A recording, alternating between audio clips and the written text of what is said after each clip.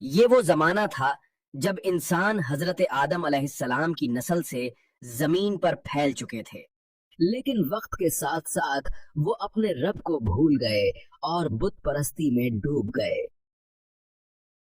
یہی ہمارے معبود ہیں، یہ ہمیں رزق دیتے ہیں، یہ ہمیں بارش برساتے ہیں۔ ہر گھر میں بتوں کی پرستش ہونے لگی، اندھیروں نے دلوں کو گھیر لیا۔ ایسے اندھیروں میں اللہ نے ایک اپنے برگزیدہ بندے کو چن لیا۔ وہ تھے نوح علیہ السلام، آدم علیہ السلام کی 10ویں نسل میں سے۔ ان کا نسب حضرت آدم علیہ السلام تک پہنچتا تھا۔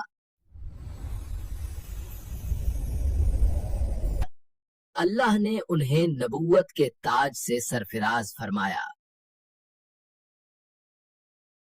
اے نوح، اپنی قوم کو میرا پیغام پہنچاؤ، انہیں بتاؤ کہ ایک ہی خدا ہے، میرا شریک کوئی نہیں۔ نوح علیہ السلام نے یہ ذمہ داری قبول کی اور حق کی آواز بلند کرنے کے لیے اٹھ کھڑے ہوئے۔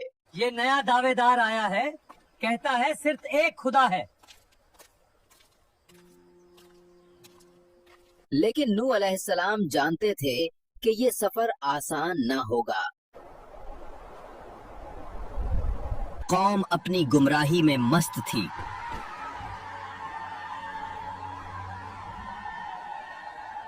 اور نوح نے عزم کر لیا کہ دن ہو یا رات، چھپ کر ہو یا اعلانیہ، وہ پیغام حق ہر حال میں سنائیں گے۔ یہ ایک عظیم جدوجہد کا آغاز تھا جو صدیوں تک جاری رہی۔ نوح علیہ السلام نے سب سے پہلے اپنی قوم کو نرم لہجے میں بلانا شروع کیا۔ اے میری قوم، اللہ کی عبادت کرو، اس کے سوا کوئی تمہارا معبود نہیں۔ یہ کیسی نئی بات کر رہا ہے؟ ہمارے باپ دادا تو ان بتوں کی عبادت کرتے آئے ہیں۔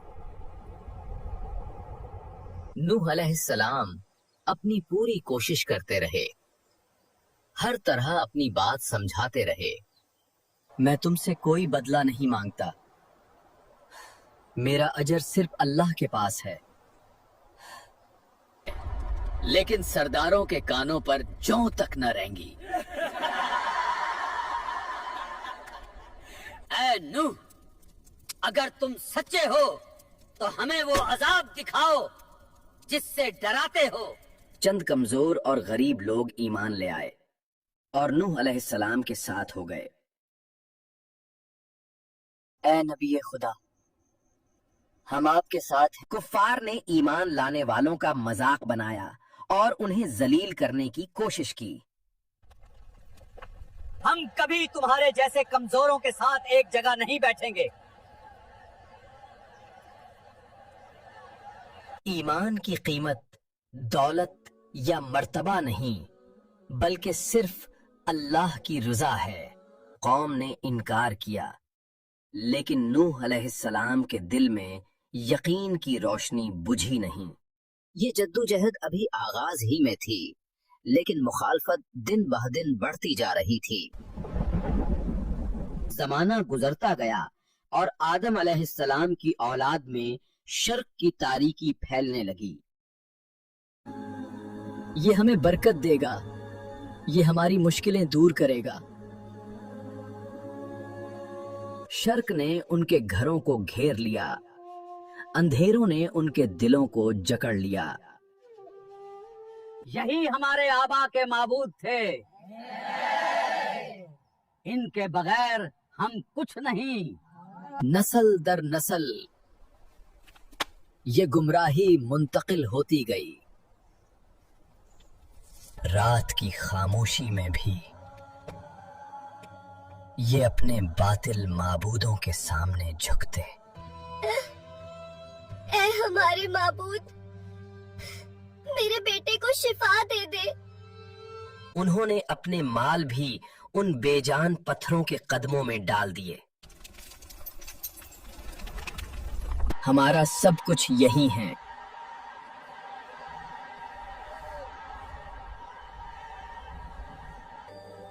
لیکن ان کے دلوں میں فطرت کی ایک کرن اب بھی موجود تھی۔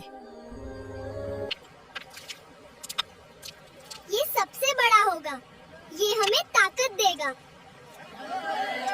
انہوں نے روشنی کے بجائے دھوئیں کو اپنا سہارا بنا لیا۔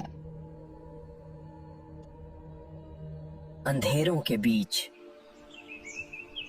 اللہ نے اپنی رحمت کے لیے ایک دل کو چنا۔ اے میرے رب، یہ لوگ بھٹک گئے ہیں، مجھے ہدایت عطا فرما۔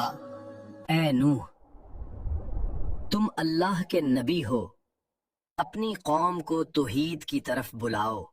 اے میری قوم، ہم سب کا صرف ایک خدا ہے، اس کے سوا کوئی معبود نہیں۔ لیکن قوم نے ان کی بات کو مذاق سمجھا۔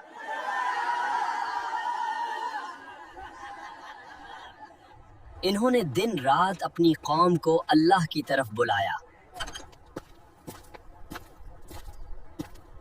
دیکھو بچوں، لوگ میری بات نہیں سن رہے، لیکن اگر آپ میری بات سن لو تو یہ بھی کافی ہے۔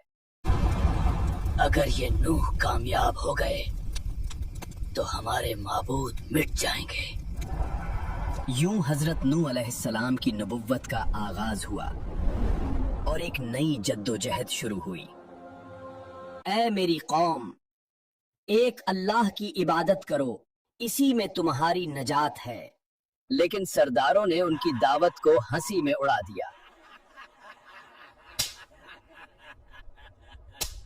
اے نوح، صرف معمولی لوگ تمہارے پیچھے لگ گئے ہیں، ہم کیسے مان لیں؟ میرے رب کے نزدیک عزت عمل سے ہے، نہ کہ دولت اور شان سے۔ انہوں نے اپنے نبی کو جھٹلایا اور تکلیف پہنچانے لگے۔